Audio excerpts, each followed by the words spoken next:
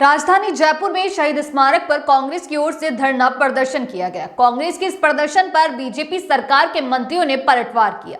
मंत्रियों ने कहा कि कांग्रेस ने 70 साल तक देश की जनता को गुमराह किया, अब जनता इनके बहकावे में नजर आने वाली नहीं है। भाजपा सरकार ने बाबा साहेब के सपनों को साकार किया।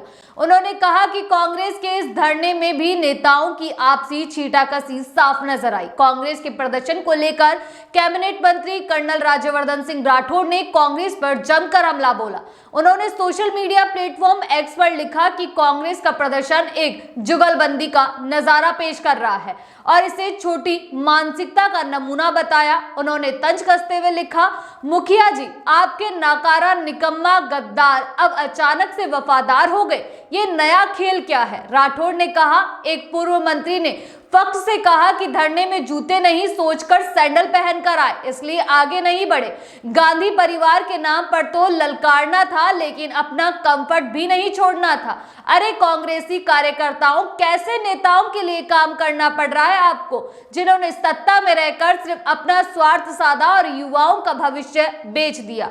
कलयुग में देर है, अंधेर नहीं। कांग्रेस ने कभी डॉक्टर भीमराव अंबेडकर जी का सम्मान नहीं, बल्कि हर बार उनका अपमान किया है। नेहरू युग से लेकर आज तक अंबेडकर जी और उनके विचारों को दबाने का हर संभव प्रयास किया है। वहीं दूसरी ओर कांग्रेस के प्रदर्शन पर बीजेपी प्रदेशाध्यक्ष और राज्यसभा सदस्य मदन राठौड़ ने कांग्रेस को घेरते हुए गंभीर आरोप भी लगाए। उन्होंने कहा कि ईआरसीपी को लटकाने का पाप करने वाले और युवाओं को खून के आंसू रुलाने वाले लोगों को सरकार का काम रास नहीं आ रहा है।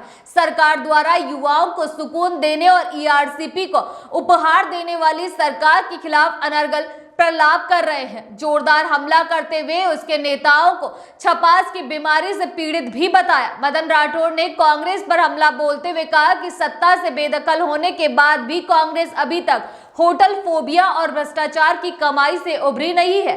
कांग्रेस चर्चा में बने रहने के लिए बयानबाजी कर अनर्गल आरोप लगाती रहती है। इससे यह साफ होता है कि कांग्रेस के नेता छपास की बीमारी से पीड़ित है। राठौड़ ने कहा कि जो लोग विरोध के नाम पर एकजुट हुए हैं, उनमें से कई तो संगठन पर घात करने वाले लोग हैं, तो कई तबादलों से कमाई और रिश्तेदारों को अवसर बनाने वाले हैं। वो खुद सत्ता के लिए 5 साल तक चूहे बिल्ली की तरह लड़ते रहे।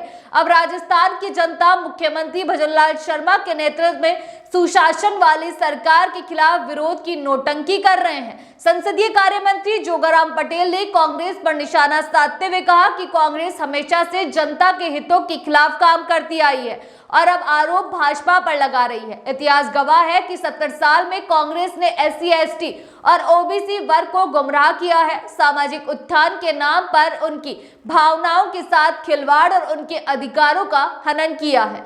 जोगाराम पटेल ने कहा कि विश्व के सबसे लोकप्रिय नेता प्रधानमंत्री नरेंद्र मोदी देश हित में बड़े फैसले ले रहे हैं, तो कांग्रेस को तकलीफ हो रही है।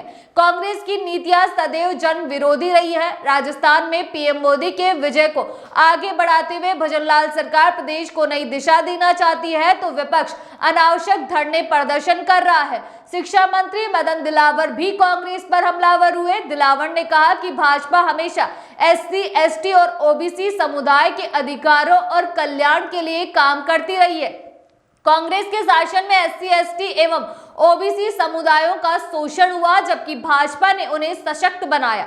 दिलावर ने कहा कि कांग्रेस का डॉक्टर अंबेडकर और वंचित समुदायों के सशक्तिकरण के लिए ठोस कार्य करने का कोई भी इतिहास नहीं है। भाजपा सरकार ने बाबा साहेब के सपनों को साकार करने के लिए अभूतपूर्व काम किया है। उन्होंने कहा कि प्रधानमंत्री नरेंद्र मोदी ने बाबा साहेब अंबेडकर के जीवन से जुड़े पंचतीर्थों का निर्माण करवाया, जिससे उनके योगदान को सम्मान मिला। कांग्रेस का ये धरना फ्लॉप शो साबित हुआ है और केवल अपनी विफलताओं को छिपाने और जनता को गुमराह करने के लिए आयोजित किया गया। अगली बार आपसे फिर मुलाकात होगी, तब तक के लिए इजाजत, नमस्कार।